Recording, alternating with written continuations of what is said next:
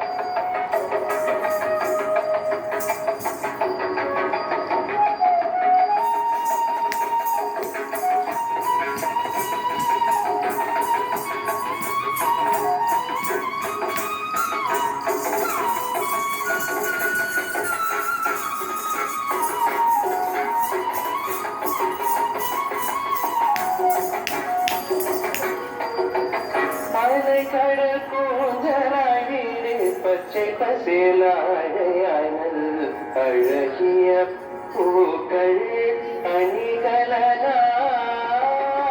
அலைகடல் பச்சை பசேலாயனல் அழகிய பூக்கள்